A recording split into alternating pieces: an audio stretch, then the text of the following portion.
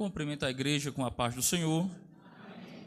Queremos louvar a Deus, irmãos, nesta noite, pelo privilégio e a oportunidade de estar aqui para juntos nós louvarmos e bendizermos o nome do Senhor, que é digno e merecedor de toda honra, de toda glória e de todo louvor.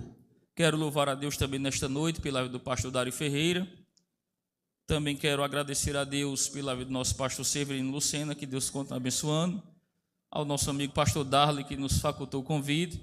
Nosso amigo também evangelista Francisco Guedes, mais conhecido como Chiquinho, assim como nós o chamamos carinhosamente. Que Deus continue abençoando os nobres obreiros e a cada um dos irmãos. Que Deus continue abençoando as nossas vidas poderosamente, em nome de Jesus. Louvo a Deus também pela vida do meu amigo Bruno Fernandes, a sua esposa Élida e o seu filho Miguel, que estão conosco nesta noite, a convite nosso também para adorar o nome de Jesus. Meus irmãos, abramos por gentileza a palavra de Deus no Evangelho de Jesus Cristo, segundo escreveu João, capítulo de número 2. Evangelho de Jesus Cristo, segundo escreveu João, capítulo de número 2. Louvo a Deus pela vida do meu amigo também, Mateus, esse jovem pregador, vai estar terça-feira conosco ali adorando também o nome de Jesus. Capítulo 2 do Evangelho de Jesus Cristo, segundo escreveu João, versículo 1 até o versículo de número 11, que nos diz assim a poderosa palavra do Senhor. E ao terceiro dia fizeram-se umas bodas em Caná da Galileia, e estava ali a mãe de Jesus. E foram também convidados Jesus e os seus discípulos para as bodas. E faltando o vinho, a mãe de Jesus lhe disse: não tem vinho. Disse-lhe Jesus: mulher, que tenho eu contigo? Ainda não é chegada a minha hora. Sua mãe disse aos empregados: fazei tudo quanto ele vos disser. E estavam ali postas 6 talhas de pedra para as purificações dos judeus, e em cada uma cabiam 2 ou 3 metretas. Disse-lhe Jesus: enchei de água essas talhas, e encheram até em cima. E disse-lhes: tirai agora e levai ao mestre-sala. E levaram. E logo que o mestre-sala provou a água feita em vinho, não sabendo de onde viera, se bem que sabia os empregados que tinham tirado a água, chamou o mestre-sala ao esposo e disse-lhe: todo homem põe primeiro o vinho bom, e quando já tem bebido bem, então o inferior. Mas tu guardaste até agora o bom vinho. Jesus principiou assim os seus sinais em Caná da Galileia, manifestou a sua glória e os seus discípulos creram nele. Louvado seja o nome de Jesus. Meus queridos e amados irmãos, o texto sagrado ora lido, ele nos relata o primeiro milagre operado por Jesus em uma festa de casamento na pequena aldeia de Caná da Galileia, onde na ocasião Jesus ele transforma a água em vinho. É bem verdade que todos nós sabemos que os 4 evangelistas, Mateus, Marcos, Lucas e João, todos eles escrevem acerca do ministério e dos milagres que foram operados por Jesus. Porém, este primeiro milagre, que foi a transformação de água em vinho, só João ele nos apresenta este acontecimento na pequena aldeia de Caná da Galileia. Nem Mateus, nem Marcos e nem Lucas, eles escrevem acerca deste milagre, mas unicamente João. E por que só João ele escreve acerca deste primeiro milagre operado por Jesus? É porque cada um dos evangelistas, eles apresentam uma característica peculiar de Jesus. Mateus, ele apresenta Jesus como rei. Marcos apresenta Jesus como servo sofredor. Lucas apresenta Jesus como filho do homem ou homem perfeito. E João apresenta Jesus como verbo, como divino, como filho de Deus, como Messias e o Salvador da humanidade. Eis aqui a razão de nós só encontrar no Evangelho de João Jesus, por diversas vezes, se utilizar da expressão eu sou. E expressão essa que só poderia ser utilizada pelo próprio Deus acerca de si mesmo. Mas Jesus, por diversas vezes no Evangelho de João, ele se apresenta dizendo eu sou. Em João capítulo de número 4, versículo de número 26, a Bíblia diz que quando Jesus estava dialogando com a mulher samaritana no poço de Jacó, ele disse para ela: mulher, eu sou o que fala contigo. Em João capítulo de número 6, versículo de número 35, Jesus disse: eu sou o pão da vida. Em João capítulo 6, versículo 51, Jesus disse: eu sou o pão vivo que desceu do céu. Em João capítulo 8, versículo 12, Jesus disse: eu sou a luz do mundo. Em João capítulo 8, versículo 18, Jesus disse: eu sou o que testifica de mim mesmo.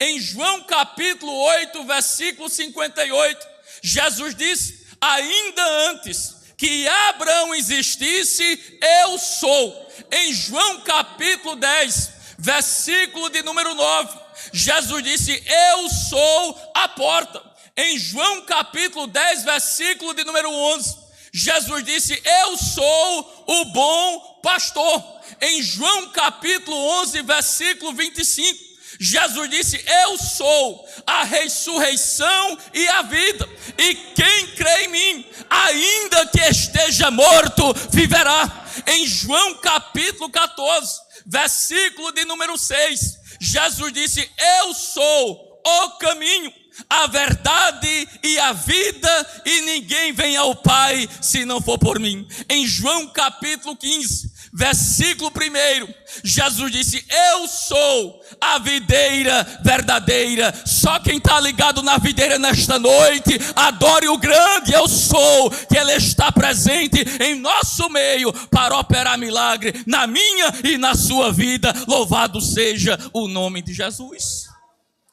A preocupação de João, irmãos, ao escrever o seu evangelho, não era apresentar os muitos milagres de Jesus, mas era apresentar o Jesus que opera muitos milagres. Porque muitas das vezes nós focamos apenas no milagre e esquecemos de voltar a nossa atenção para aquele que tem o poder para fazer o milagre acontecer na minha e na sua vida. E isso é tão verdade que João não se preocupa de apresentar os muitos milagres de Jesus, mas o Jesus que opera muitos milagres. Porque dentre os 21 capítulos do seu evangelho, João ele apresenta apenas 7 milagres, dentre muitos que Jesus operou. O primeiro foi esse, a transformação de água em vinho em Caná da Galileia. O segundo milagre está no capítulo 4, Jesus cura o filho do oficial do rei. O terceiro milagre está no capítulo 5, Jesus cura um paralítico que está há 38 anos à beira do tanque. O quarto e o quinto milagre está no capítulo 6. Jesus multiplica pães e peixes e anda sobre as águas. O sexto milagre está no capítulo 9. Jesus cura um cego de nascença.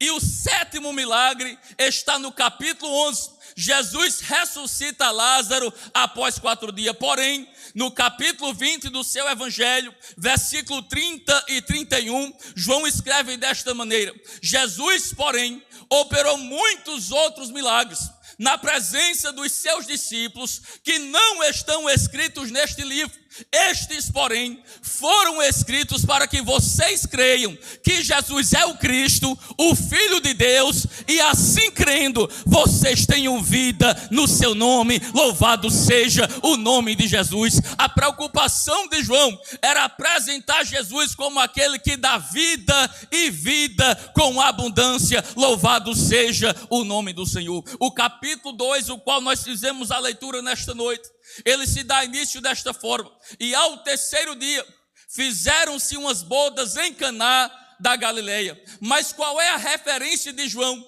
ao se utilizar dessa expressão dizendo e ao terceiro dia? O terceiro dia mencionado por João, ele faz referência ao encontro de Jesus com um homem chamado Natanael.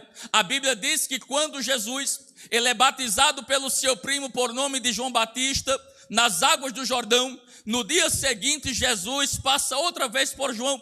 E nesta feita, nesta ocasião, João não está sozinho, mas está na companhia de 2 discípulos. A Bíblia diz que quando Jesus vai se aproximando de João e dos 2 discípulos que estavam com ele, João aponta para Jesus e diz: eis aí o Cordeiro de Deus que tira o pecado do mundo. A Bíblia diz que os 2 discípulos de João Batista deixam de segui-lo e passa agora a seguir aquele que é maior e que batiza com o Espírito Santo e com fogo, a saber, Jesus de Nazaré. Jesus sente desejo agora de sair da Judeia e vai para a Galileia. E quando ele chega na Galileia, ele encontra um homem por nome de Filipe.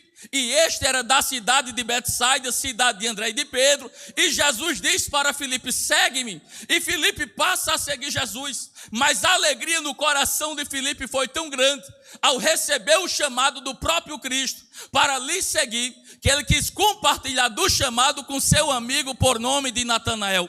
A Bíblia diz que Filipe vai até Natanael e diz para ele: Natanael, nós encontramos aquele de quem Moisés escreveu na lei e os profetas, Jesus de Nazaré, filho de José. Aí Natanael exclama dizendo assim: e pode vir alguma coisa boa de Nazaré? Aí Filipe sabiamente não vai contra-argumentar com Natanael, mas tão somente diz: vem e vê. Se você não acredita que pode vir alguma coisa boa de Nazaré, venha você mesmo e veja com os seus próprios olhos. Natanael, como um bom judeu, ele vai averiguar a informação trazida por Filipe acerca do Messias. Quando vai se aproximando de Jesus, Jesus olha para Natanael e diz assim: eis aqui um verdadeiro israelita em quem não há dolo. Eis aqui um verdadeiro israelita sem mistura e sem falsidade. Natanael fica admirado, olha para Jesus e pergunta para ele: de onde tu me conheces?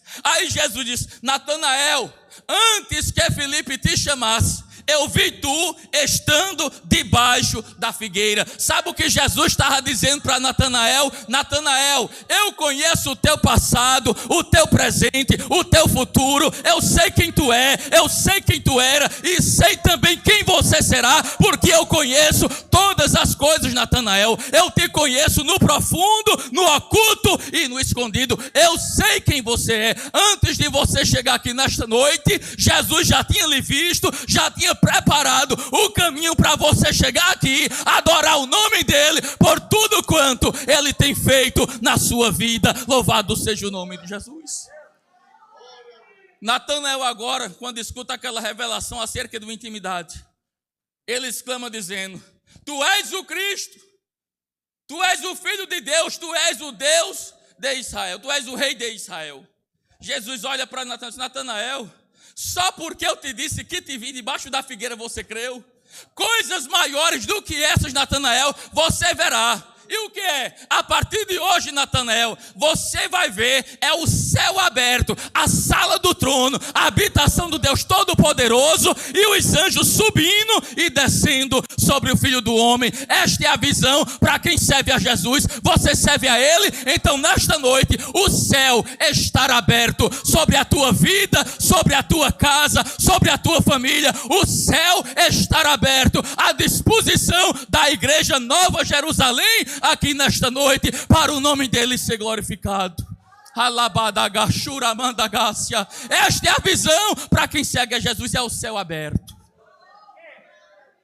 Quando Jesus disse que viu Natanael debaixo da figueira antes que Filipe lhe chamasse, a Bíblia diz que quando Herodes decretou a morte dos infantes na cidade de Belém, das crianças do sexo masculino, de 2 anos para baixo, a Bíblia diz que José e Maria pegam Jesus e fogem para o Egito, para preservá-lo do extermínio de morte decretado por Herodes.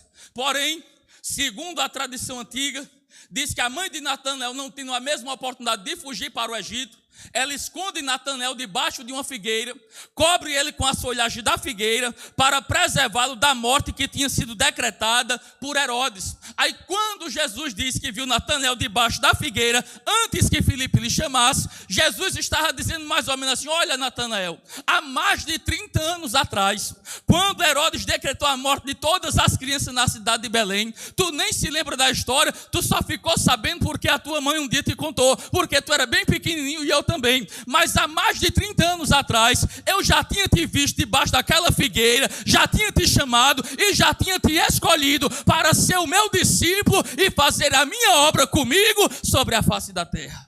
Ele nos escolheu antes de você mesmo imaginar ser um escolhido da parte dele. Louvado seja o nome de Jesus.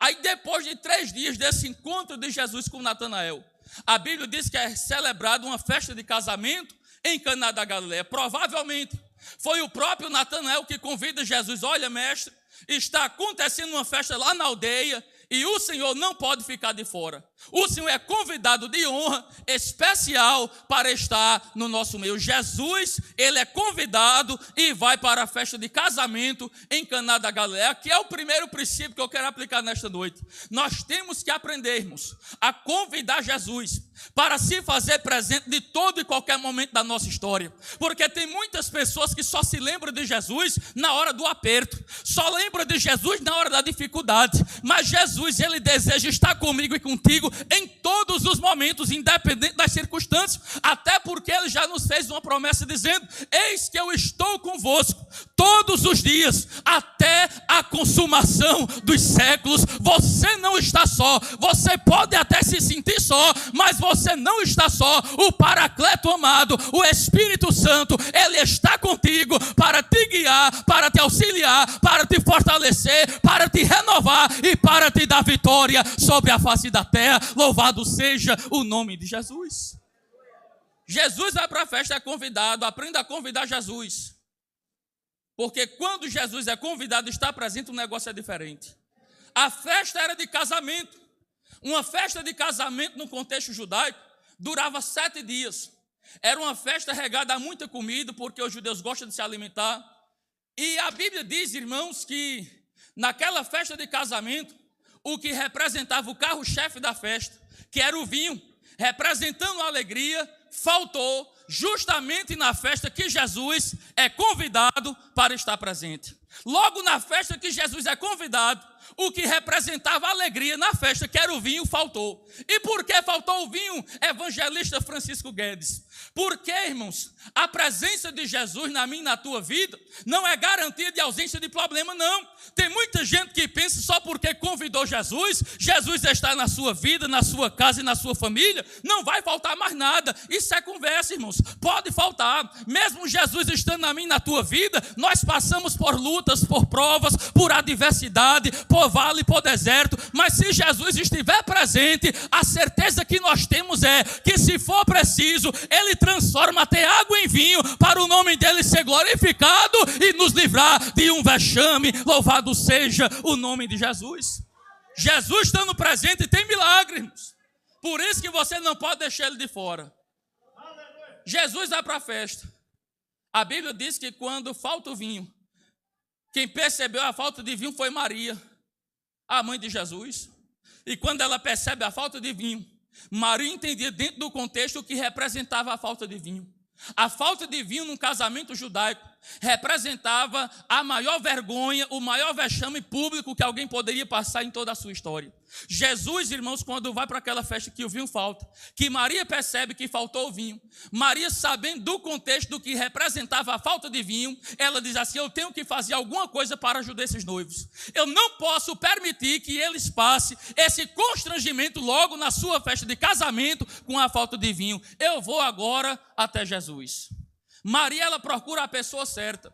ela vai até aquele que pode, aquele que é e aquele que faz. Muitas das vezes a gente tem batido nas portas erradas. Aí o milagre não acontece, porque às vezes nós deixamos Jesus como último recurso. Mas Jesus deve estar em primeiro lugar na minha e na sua vida. Se tiver de pedir alguma coisa, vá direto na fonte, porque você tem acesso. O céu já está aberto, o véu já foi rasgado e você tem acesso diretamente aos santos dos santos. Louvado seja o nome de Jesus. É porque na hora da prova nós temos a mania de recorrer ao parente, ao aderente, ao vizinho, ao irmão da direita e da esquerda, e esquecemos de buscar Jesus. Mas Maria, ela vai diretamente naquele que tem a solução para a sua causa. E quando Maria chega diante de Jesus, ela não vai com arrudeio, porque para contar a Jesus o que a gente está precisando, tem que ser direto, rasgar o coração e contar tudo para ele. Maria diz assim: não tem vinho, foi só o que ela disse. Não tem vinho. E a palavra vinho aqui, pronunciada por Maria, quando elas não têm vinho a Jesus, no original grego quer dizer a palavra oinos, é suco de uva fermentado ou não fermentado. Para você não pensar que Jesus andava de festa em festa enchendo a cara com os discípulos, não. Aqui era suco de uva e uvas extraídas das melhores vidas que você possa imaginar. Aí quando Maria vai até Jesus e diz: não tem suco de uva, não tem vinho, fermentado ou não fermentado, Jesus para, olha para ela e diz assim: mulher, que tenho eu contigo? Alabaia, churamandagasse. Ainda não é chegada a minha, porque a minha hora é uma, a sua hora é uma, e a hora de Jesus é outra. Às vezes a gente quer que Jesus faça tudo dentro do nosso tempo, do nosso jeito e de acordo com a nossa vontade. Mas Ele ainda continua sendo soberano, poderoso. Ele quem manda, quem governa. Ele nem adianta e Ele nem atrasa. Ele só chega na hora certa. Aleluia. Quando Jesus ainda não é chegado a minha hora, Ele estava dizendo assim: ô mãe, eu não estou aqui cumprindo um calendário da terra. Eu estou aqui atendendo uma agenda do céu. Eu só posso fazer algo aqui embaixo quando o papai der a ordem lá em cima. Até então não posso fazer nada. Mas tem um detalhe, mãe, deixa eu lhe contar uma história. Quando o papai der a ordem lá em cima, aqui embaixo não tem demônio, não tem potestade, não tem principado, não tem inferno, não tem capeta, não tem nada que possa impedir Jesus fazer o milagre. Louvado seja o nome de Jesus. Quando chega a hora, pode se levantar o inferno inteiro, mas o milagre acontece. Dá-se a entender que Jesus não ia fazer nada porque ainda não era chegada a hora. Se não é chegada a hora, não ia acontecer nada. Maria poderia muito bem ficar indiferente com Jesus, como muitos crentes ficam quando escutam o não de Jesus. Porque tem muitos crentes que só querem ouvir o sim de Jesus. Mas quando Jesus diz o não que confronta a sua vontade e o seu querer, aí muitas das vezes quer ficar indiferente. Quer intrigar-se de Jesus, não quer vir para os cultos, fica meio amurrinhado em casa. Não, irmãos. Maria tomou outra atitude extraordinária no texto. Maria não fica indiferente nem chateada porque ouviu aquilo de Jesus. A Bíblia diz que Maria ela vai até os empregados. E quando se aproxima dos empregados, sabe o que é que Maria diz? Vocês estão vendo aquele rapaz ali? O nome dele é Jesus e é meu filho. E eu tenho um pedido muito especial para fazer a vocês. Aos empregados: pois não, dona Maria, qual é o pedido que a senhora deseja? Vocês façam tudo que ele vos disser. Tudo quanto ele mandar vocês fazer, vocês façam. Mas por que tudo? É porque com Jesus ou é tudo ou é nada. Ou você obedece ou você não obedece. Ou você faz ou você não faz. Mas se você fizer, Ele vai fazer também, porque Ele é Deus e se agrada daqueles que obedecem a sua palavra. Façam tudo que Ele vos disser. Aí ela volta para o cantinho dela na festa. Quando menos espera, a festa começa a tomar outra direção. Agora é Jesus que se levanta e vai de encontro aos empregados. Quando se aproxima dos empregados, Jesus diz assim: encham de água essas talhas. A Bíblia diz que estavam ali postas 6 talhas de pedra, que eram utilizadas para as purificações dos judeus. E em cada uma cabia de 2 a 3 metretas. Metreta é uma palavra grega que quer dizer medida. E em cada medida daquela cabia em torno de 40 litros d'água. Arredondando 3 metretas de 40 litros em cada talha, era 120 litros de água por talha. E se era 6 talhas cheias de água com 120 litros, era 720 litros d'água. Era muita água. Aí Jesus vai até os empregados e diz: encham de água essas talhas. Sabe o que Jesus estava dizendo? Quem enche a talha são vocês, mas o milagre da transformação é comigo. Quer ver o negócio acontecer, quer ver o milagre, quer ver a transformação, você tem que estar preparado para colocar a rodia na cabeça, sentir o peso do pote, descer na fonte, encher e trazer a presença daquele que tem poder no céu e na terra e debaixo da terra para fazer todas as coisas. É porque às vezes a gente quer milagre, mas não quer fazer a nossa parte. Tem coisas que não competem a Jesus, compete a mim e a você fazer. E quando nós fazemos da nossa parte, Jesus, consequentemente, ele fará a sua, porque ele é fiel e vela para cumprir com a sua palavra. Mas Jesus, irmãos, era só um convidado da festa. Qual é o convidado que chega na festa dos outros, dando ordem e mandando em todo mundo, irmãos? Parece até um negócio meio vexatório. Jesus chega apenas como convidado, dando ordem aos empregados da festa. Eles poderiam questionar a Jesus assim: quem o senhor pensa que é para estar mandando na gente? Nós temos o mestre-sala, está lá na cozinha servindo aos convidados. E é ele que nos contratou e que vai pagar o nosso salário depois da festa. E é a ele que nós devemos satisfação. A gente nem sabe quem é o senhor direito, o senhor chegou agora. Mas por que os empregados, eles não questionam Jesus? Porque Maria, previamente, já tinha gerado no coração deles uma predisposição de obedecer o comando de Jesus por intermédio do diálogo, da comunicação. Porque é onde há diálogo, onde há comunicação, as coisas fluem. Tem situações na tua vida, na tua casa e na tua família que você não precisa chamar uma terceira pessoa para ajudar a resolver, não. Às vezes só basta você sentar, dialogar, botar o papo em dia, conversar um pouco, aí Jesus vai, começa a entrar em ação, arranca o mal pela raiz e o nome dele é glorificado. É porque às vezes a gente não quer mais nem sentar para conversar e ouvir a outra parte. A gente só quer falar, mas não quer ouvir. Mas tem ocasiões, irmãos, existem circunstâncias que o diálogo resolve muitas coisas. Uma conversa resolve tantos problemas que poderiam acontecer lá na frente. Aí o que eu acho interessante aqui, irmãos, é que os empregados obedecem e vão buscar a água. Aí eu, estudando o texto, percebi que dentro de Caná da Galileia não tinha água. O único reservatório distava 6 quilômetros de Caná da Galileia em direção a Nazaré. Era 6 quilômetros para ir, 6 para voltar. 12 quilômetros. Era muita coisa e a talha era de pedra. Pedra pesa muito. E além disso, era 120 litros d'água em cada uma. E a Bíblia não dá detalhes se foram buscar de carro de boi, com carro de jumento. Não, diz que eles foram buscar. E eles encheram as talhas até em cima. Trouxeram. Apresentaram a Jesus. Quando apresenta, eles dizem assim: está aqui, nós enchemos até em cima. Jesus diz assim: ide agora e apresentar o mestre-sala. Foi só isso que Jesus disse. E eu creio que foi exatamente nesse momento que a mente dos empregados entrou em parafuso. Que negócio é esse? A essa altura da festa, o mestre-sala, preocupado para servir vinho aos convidados, e esse homem que chegou agora, que a gente sabe nem quem é direito, manda a gente levar água. Que negócio é esse? Aí eu creio que se levanta um daqueles empregados que estavam no grupo e diz assim: ei, rapaz, tu estás lembrado do que a mãe dele disse? É melhor fazer tudo quanto ele disser. Porque existe hoje uma geração de muito sacrifício, porém de pouca obediência. 1 Samuel capítulo 15, versículo 22. Tem o Senhor tanto prazer em holocausto, tanto prazer em holocausto e sacrifício, que o obedecer para ele é melhor do que o sacrificar. E o atender melhor do que oferecer gorduras de carneiro. Se você quer ver o milagre acontecer, ande pelo caminho da obediência à palavra do Deus Todo-Poderoso. Até Jesus teve que aprender a obedecer. Hebreus capítulo 5, versículo 8 diz: e ainda que era filho, aprendeu a obediência por aquilo que padeceu. Até Jesus, quanto mais nós, irmãos. Aí é que nós temos que obedecer mesmo. Aí eles vão levando a água para o mestre-sala.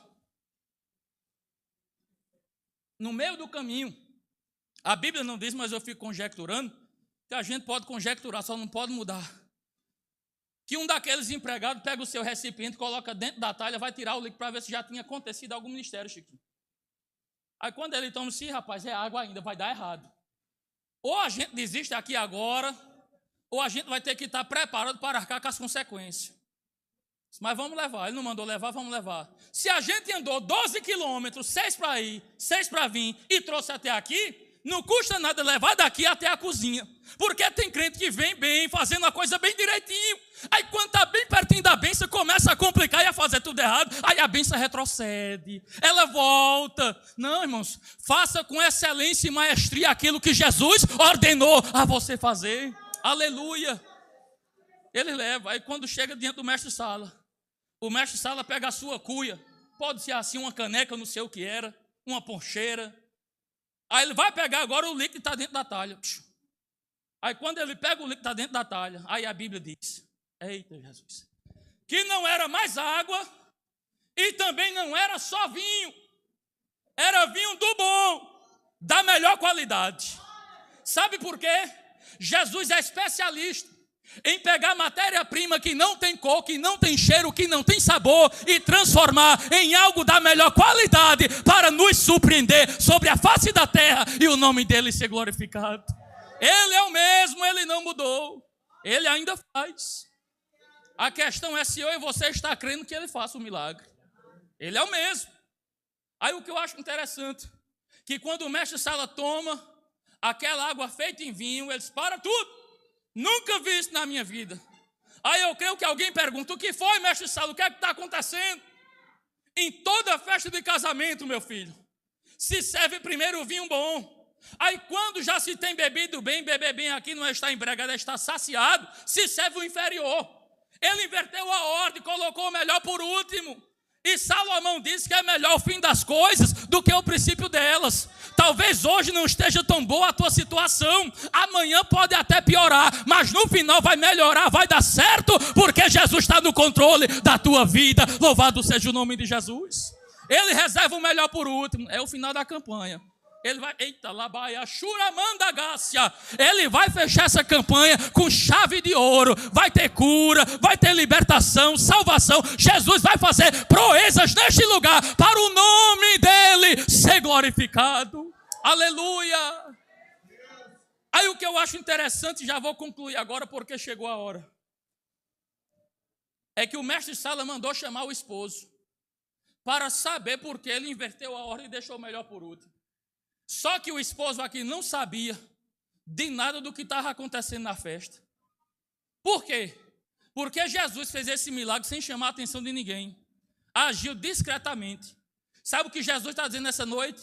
Talvez você não esteja vendo nada acontecer favorável ao teu respeito, mas isso não implica dizer que Jesus está parado sem fazer nada. Ele está trabalhando no secreto, no oculto e no escondido. Ele está operando. Talvez você não esteja vendo nada, mas Jesus me trouxe aqui nesta noite para te dizer que o teu milagre já está em fase de processamento dentro da talha. E se você obedecer tudo que Jesus disser para você, não precisa você correr atrás de milagre. É o milagre que vai correr até onde você está e vai alcançar a sua vida, a sua família, os seus projetos. E o nome do Senhor, ele vai ser glorificado. Quem faz tudo que Jesus manda não precisa correr atrás de milagre. É o milagre que corre atrás de você. Aí o que eu acho interessante, irmãos, que Jesus agiu aqui discretamente por duas razões. Primeira, Jesus não gosta de aparecer. O homem gosta, mas Jesus não. Muitos milagres que Jesus operou, sabe o que ele dizia? Vai embora e não conta a ninguém. Fique em off, só entre nós. Segunda razão, sabe por que Jesus agiu discretamente? Sem chamar a atenção de ninguém nessa festa de casamento. Porque Jesus não tem interesse algum de expor o meu e o teu problema. Quem gosta de expor o que eu e você está passando é o adversário, é o inimigo das nossas almas. Para ficar dizendo, sabe o que? Tu não é crente. Só vive na igreja orando e buscando, está passando por tudo isso. Jesus não. Com Jesus o negócio é diferente. Quando ele chega é para fazer um milagre e manifestar a sua glória. E esse milagre, irmãos, ele é bem maior do que a gente possa imaginar.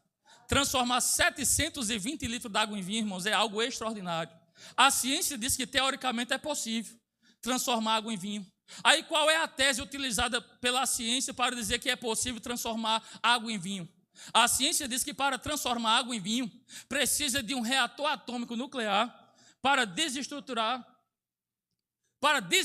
os átomos, as moléculas entre prótons, nêutrons e elétrons, fazer uma fissão. Aí depois que essa fissão é feita, que os átomos são separados entre prótons, nêutrons e elétrons, que as moléculas são separadas, precisa agora passar por um processo de fusão. E esta fusão, para reestruturar os átomos, juntar as moléculas, ela só pode acontecer por meio de uma reação química movida por uma energia nuclear naquele reator atômico de aproximadamente 200 bilhões de estrelas do tamanho do Sol. Aí eu lhe pergunto, qual é o homem da Terra que tem este poder e esta capacidade? Nenhum. Por quê? O homem apresenta só a teoria, mas Jesus ele executa na prática, porque ele é poderoso no céu, na terra e debaixo da terra. E Jesus aqui não precisou chamar nenhuma estrela, ele mesmo era a estrela. Ele tão somente mandou encher as talhas, levar, e o milagre aconteceu. Alabarrachuramanda rácia. Você não está vendo nada, mas o milagre já está acontecendo. Alabarrachuramanda gácia. Versículo 11. Jesus principiou os seus sinais em Caná da Galileia, manifestou a sua glória e os seus discípulos creram nele. Quem foi que creu? Quem foi que creu, igreja? E como era discípulo sem crer? Andava com Jesus, já estava numa festa com Jesus, foram chamados pelo próprio Jesus, mas ainda não cria que Jesus era Jesus de verdade. Será que tem crente assim hoje dentro das igrejas? Há 10, 15, 20, 30, 40 anos, mas ainda não crê que Jesus é Jesus que faz milagre, que opera maravilhas, que é o mesmo ontem, hoje, eternamente, que não mudou e está presente no nosso meio nesta noite. Aleluia.